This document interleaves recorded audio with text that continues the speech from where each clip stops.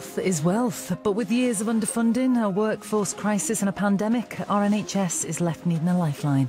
Can it be fixed? Panorama investigates. The NHS is under intense pressure. Emergency departments are packed. It's the most pressure I've felt as a clinician in my time since I qualified. We want fair pay. Staff say they are at breaking point. Your NHS, our NHS. Ambulances are queuing for hours. It can be desperate for patients.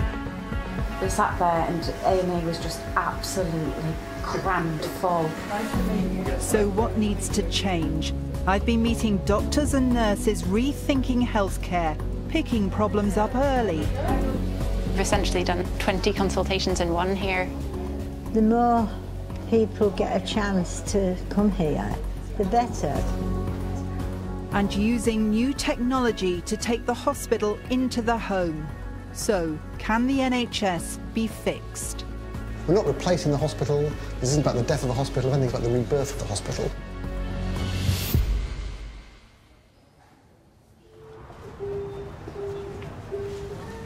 Hello, Mrs. East. 93-year-old Elizabeth East is being assessed at the John Radcliffe in Oxford. How are you doing?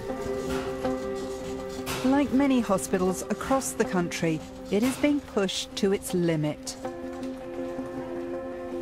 Good morning. How are you feeling today? Elizabeth fell at her care home and has a broken arm. She's already spent nearly 5 hours in the emergency department.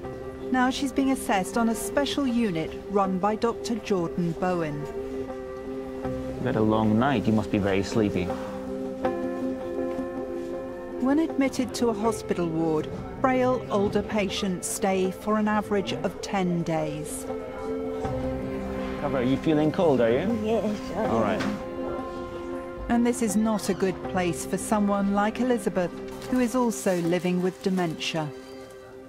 One of the treatments already for the way her brain's working is by trying to normalize her environment, what we simply can't do in hospital, which is why already my intent is to do as much as I can within her own familiar environment in her own care home. This assessment unit aims to get people who arrive as emergencies home the same day. So what we try to do is intercept patients who would otherwise be arriving in the emergency department or being admitted into the hospital, and instead be offering them an alternative to that, where still they get the same quality of treatment and yet go home. Here they've been very successful, seeing an average of 70 patients a day. 95% are treated without needing an overnight stay. Are you being able to get some blood off her? They're geared up to get test results back quickly. Is it okay? Elizabeth has problems with her kidneys, so Dr. Bowen adjusts her medication. Once her arm is treated, she can go back to her care home. Staff there will monitor her. Biggest thing is trying to explain to someone who is feeling unwell why it's okay for them to be at home feeling unwell.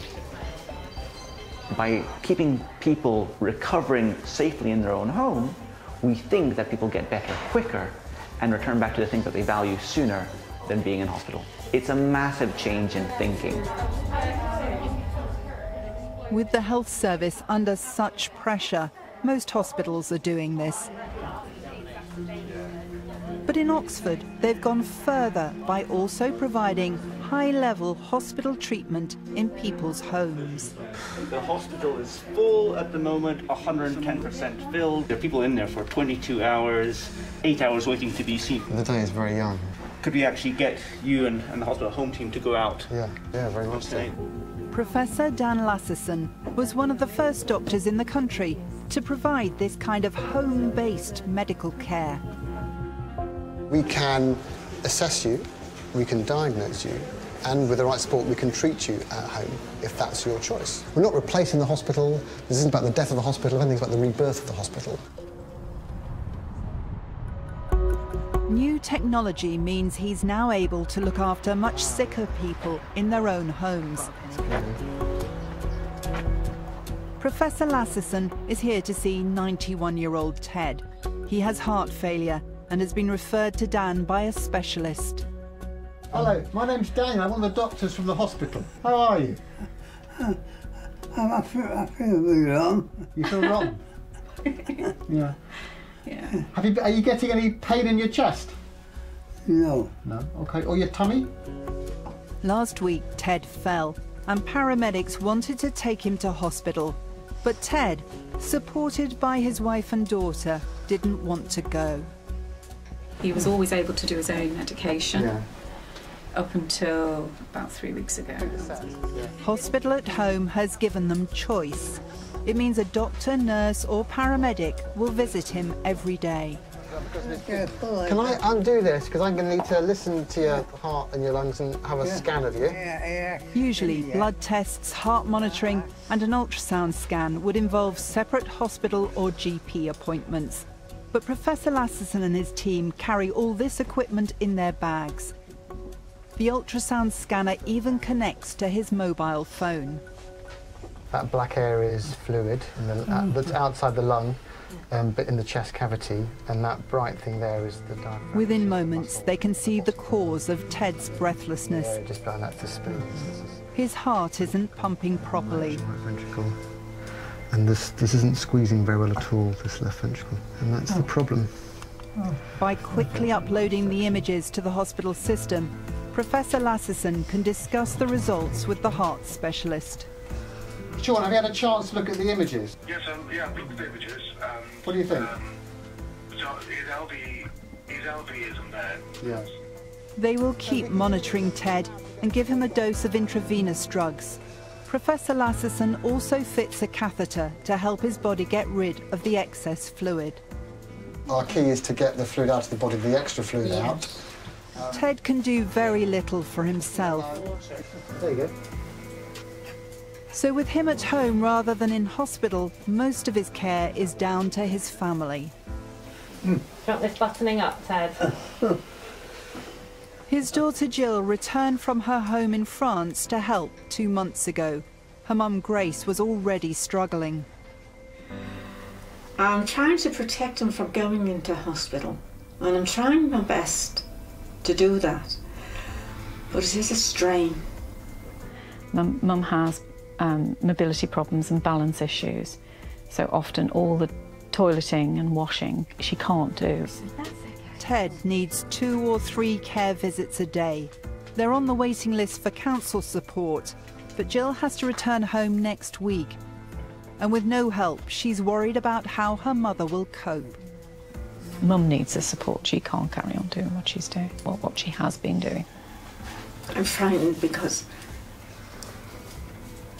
if he fell and he'd hurt himself badly, I think I just want to sit and cuddle him. I don't think I'd want to send for anybody.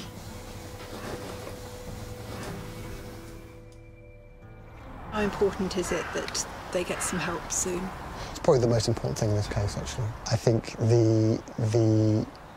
our attempt to get rid of the fluid may not work, but what may make more difference to him, I think, is support coming to the home very quickly, and that will help them as a couple just focus on being with each other.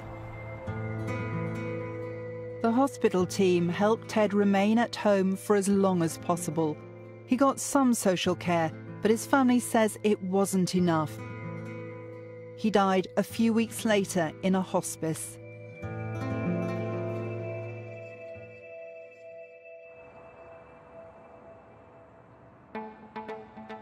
For Hospital at Home to work more widely, families will need support. About 500,000 people are waiting for local authority care services in England. So they're busy at the moment? Phenomenally busy. We've seen... Stephen Chandler runs Oxfordshire County Council. Oxfordshire is no different. We are really struggling with the demand. We've been doing everything you'd expect a good health and care system to do, commissioning new and innovative arrangements to help people. So we've been doing everything we possibly can, yet I would say to you that's still not enough. In England this winter, a total of £700 million extra has been put into tackling hospital pressures by the government. It includes moving some patients into care homes. For councils, it's a short-term fix that doesn't tackle the deeper problems, including 165,000 unfilled care jobs. We've got to firstly address the workforce. So that comes from, at the very beginning, positioning social care in the workforce capacity as being equal to the NHS. So social care workers being valued and rewarded equally in that context. Care worker Rachel Feather is starting an evening shift in East Yorkshire. Each day there are thousands of patients stuck in hospitals across the UK, even though they're medically fit to leave. Many are waiting for the sort of care she provides. You know, when ambulances are queuing outside a hospital, you can actually see the pressures on the health and care system. But here, on a cold, dark night, in villages and towns where people live and need support, those pressures are invisible, but perhaps even more intense. Rachel's first visit is to see Shirley. You ready for pudding, Shirley? Did you enjoy that? Was it nice? Don't try and pretend you made it. I could. Yeah. I like the fact that I can come into people's homes, make them feel safe, and do everything they need. It's a role that Rachel believes is undervalued. Carers are classed as unskilled workers, which is unfair.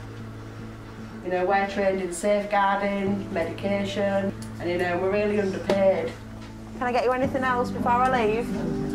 On average, a care worker in England is paid a little over £10 an hour, just above the minimum wage. People are leaving. They can go to a local supermarket.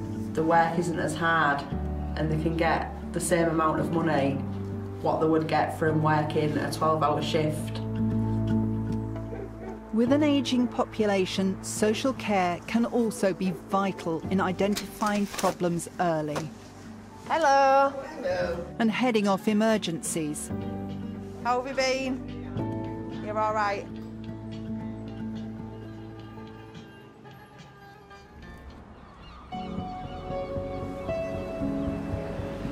In the UK, about 4% of the population is described as frail.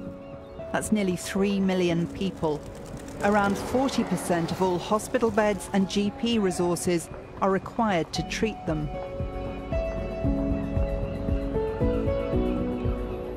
In Hull, this one-of-a-kind medical centre is trying to anticipate and prevent health problems for frail, often older people. In one day, patients see doctors, physios, occupational therapists, pharmacists and social workers. The Jean Bishop Centre was the brainchild of doctors Anna Folwell and Dan Harmon, both specialists in elderly care. We make decisions as a team, so a person isn't having to go to 7 or 8 different appointments to receive the care that they require. Ham and cheese panini. 83-year-old Mary has come for an assessment with her daughter Jackie. She was referred to the centre by her GP after falling at home. Jackie, how concerned were you about your mum last week? Well, I've never seen her look so frail. She'd been laid on the floor for a while. The mouth frail, I look frightful. Blooming neck. This is a full body and life MOT, designed to pick problems up early. So what I'm going to be doing in this bit, we're going to do an ECG, so check on your heart over, we're going to check your weight, your height, your blood pressure and your oxygen and pulse. Then she sees the pharmacist and a consultant. Usually doctors only have a partial view of someone's medical history. So I'm going to concentrate a little bit more on medical aspects. Here, Dr. Folwell can see Mary's GP, hospital and any social care records.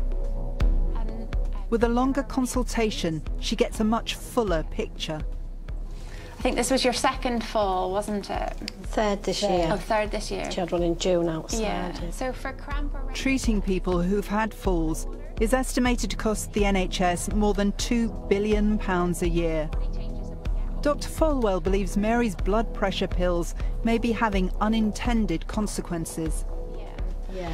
Because what's happening with your blood pressure, I think, is it's been really well controlled, but when you're standing, it is dropping, and that can make you feel a bit woozy or dizzy. We worry about that because then that makes you more at risk of falling. We're not the experts, so we just take what we're given, and then. But I haven't had them changed for ages. No, you've been on it a long time. It's nice to have the opportunity, really, to talk about it, because when you go to the GPs, you just do not have time to ask questions. Time has been key for this. How often in a normal hospital run or in a GP's practice would you have this sort of time to go through things with someone? I think that would be really unusual. Not for want of desire, but I mean, we've essentially done like 20 consultations in one here. Some will say, well, actually, the NHS can't afford to have someone such as yourself spending so much time on one patient when there are so many people who have needs. I think we can't afford not to do things slightly differently. We need to be able to do both. We're never going to get on top of the reactive work if we're not doing preventative, proactive work as well. Just this one up, and the door's open. Can you see what? Dr. Folwell reduces Mary's blood pressure medicine and stops another medication altogether. It's a small change that helps Mary and the NHS. How much money can be saved by looking at medication? Over the last 4.5 years, we've consistently demonstrated a greater than £100 per patient per year cost saving in terms of the reduction in those medications where the risks outweigh the benefits, which can then be reinvested into other areas of the health system. The centre believes if this was adopted across the health service in the UK, an estimated £270 million could be saved on medication alone. Mary also sees the centre's social worker, who can assess if she needs more help at home. It's our role, Mary, to just find out how you're managing with everything at home. I don't do the things I used to do, like chopping trees down, stones and things like that. Something like this, maybe a couple of years ago, if she'd have accessed it then, she wouldn't have gone through what she's gone through the last couple of years. And she might not have had the falls. She might not have had the falls. What do we want? When do we want it? Now! As winter deepens, pressure on the NHS intensifies. There have been national strikes. Staff want more pay. They say they're struggling with the cost of living, exhausted from the pandemic, and the demand on services is unrelenting.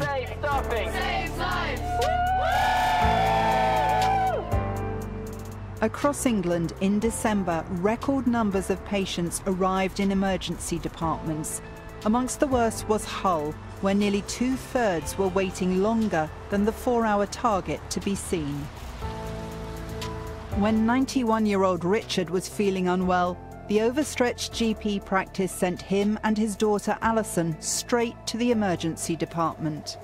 Dad was like 23 hours on the chair, and we sat there, and Amy was just absolutely crammed full. Yeah. But it was a simple blood test and antibiotic. Now the Jean Bishop medical team is investigating his problems further. Hello, Richard. Hello, I've been dear. asked to come out and see you about some tests doctors have requested. Right, come in. Blood tests found a serious problem. Their intervention prevented another trip to the emergency department. Richard could have collapsed at any time. His salt levels in his bloodstream had dropped dangerously and could be fatal if not treated. So we had a planned admission the next day straight onto the frailty assessment unit at Hull Royal Infirmary, which was much better for Richard and for his daughter, for Alison, but also for the system. 2 weeks later, I go with Dr. Harmon to see Richard. Because you've had a tough time of it. A bit of a worrying time, really. Yeah. Yeah, it has been. It's been really difficult. He's given a full checkup, including an ultrasound scan. So there you go, 10 out of 10. Absolutely over the moon. Yeah, I feel great. I might even go for a run now.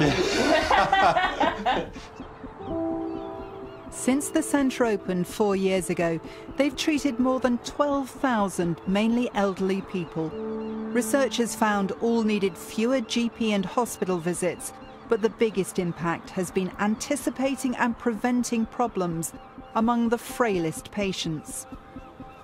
For those patients that are deemed to be frequent flyers, so 3 or more emergency department attendants in the last 6 months, we've reduced those attendances by over 50%. And that's not by chance. We can invest time and energy into trying to prevent that episode of acute care ever being needed, then it pays for itself, both in time but financially as well, but more importantly from the patient's perspective. So if ideas like this can ease NHS pressures and improve patient care, why aren't they being rolled out elsewhere? One of the things that's really important is it's got facilities in here. Amanda Bloor runs the organisation that plans and delivers health and care in Humber and North Yorkshire. I really want to make sure we learn all the lessons we can from the Jean Bishop Centre and actually the other services that integrate to that. The Jean Bishop Centre has been up and running for about 4 years. There are huge pressures now. There is urgency. So why aren't we seeing this happening more often? I don't think that taking it and dropping it elsewhere is exactly the right solution. And I think we've got to empower teams of staff in different places to say what's the right solution here for our population. Hello, my name's Claire. I'm one of the nurses on the virtual ward.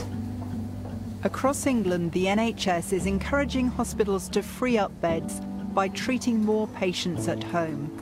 It says its virtual wards initiative will ease demand and improve care. Hello. Good morning. How was your night? Doctors and nurses monitor the patient's health at home. It's focused on more routine patients who'll be visited if needed. Okay. NHS England says last month 10,000 people were treated in this way. Hi, Dan. How are you? In Hull, the target is for about 300 patients to be cared for like this by the end of the year. What are the barriers to this? Staffing, training, funding is an issue. You're essentially talking about a small hospital in the community, and I think any place would struggle to deliver those numbers under the current operating models that we have. And it's a very tough environment for people to change the way they're working. In Oxford, some of the hospital staff also joined the national strikes. What is staff morale like, and how does that fit with what you're trying to do? Morale is low, you're right, but it's also unevenly distributed. So the morale in our particular work is high because we are involved in changing an approach. There's an energy and excitement around that. Members of the team are learning new technologies and new ways of doing diagnosis that they wouldn't do if they'd stayed in their traditional roles. I can see your alarm on your... Here, Yonodi is being trained to carry out some tasks usually done by doctors. If you see how far you are, and the chest is a barrel, so it's that way. She's one of the hospital at home team and will soon qualify as an advanced nurse. Tell me about the equipment that you're using out on the road. We go out, we either bring the laptop or iPad and iPhone go out so we can communicate using hospital systems. We got point of care bloods machine, the ice that can do the bloods at the patient's home and got results in 2 minutes. That's so clever. Yeah, it is. We love gadgets. And increasing the skills across the health and care workforce is critical for delivering this kind of hospital-at-home care. You used to work on busy general wards. What are the things you find work better this way? I find I got more time spent with my patient and listen to them and know what they need. And what difference does that make? I think made the patient think we listen to them and they're always thinking, oh, you deliver much nicer care to me, and that means a lot to them. And the health service of the future will need to work better for a much wider range of patients. As well as people living to an older age, there are more young people with complex health conditions. How's him? He's not been too bad. Yun has come to see Will and his mum Wendy. He's the Oxford team's youngest patient. Did you enjoy your birthday yesterday? Will's just turned 19. He has a rare genetic muscle condition. He's doing computer studies at college and wants to be there, not in hospital.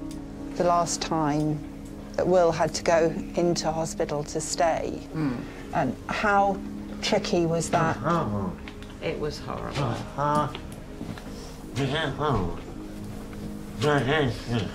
And you couldn't sleep for someone who is an adult like Will, but is actually still quite young at heart. And it felt inappropriate to his needs. I think it was noisy, it was scary. It wasn't as scary as the other one. No. It wasn't scary. It wasn't scary. Oh, okay. It was for you, but it was for me, but it might be scary for me. If potassium levels in Will's blood drop too low, it affects the rhythm of his heart, and that's when he ends up in hospital. Last year, he spent a total of 16 nights there and had 18 outpatient visits for blood checks. Now, that happens at home. Everything falls apart when your potassium's low, doesn't it? That's right. The news is good. Results are 5. Great. Yes. Yeah, and then we can come in to check it again, say 2 weeks. Yeah. But Will also needs nursing care night and day. With 1 in 10 nursing jobs in England unfilled, finding nurses to visit is really difficult, leaving his family to provide nearly all of his routine care. We're only averaging about, I think, 1 to 2 days a week at most, usually 1. So there's a big gap in those services? It is a big gap, and it's month on month, year on year, it is quite exhausting.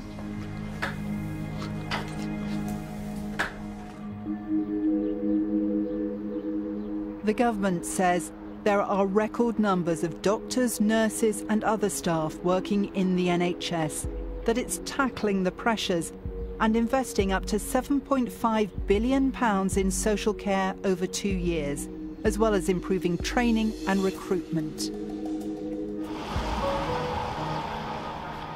Change can be difficult in an organisation the size of the NHS, particularly at a time of crisis. But the doctors and nurses we've met believe building more services around patients at home is better for them, better for staff, and inevitable. All change gets resisted, and I think it's a complex business to understand how you can innovate and change in a stressed environment, but I think often that's where that innovation is most needed.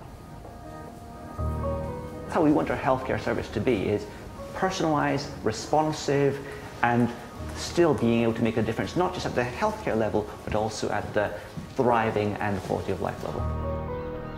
To achieve that, solving deep-rooted staffing shortages will be key. If that doesn't happen, the danger is the health and care system continues to lurch from crisis to crisis.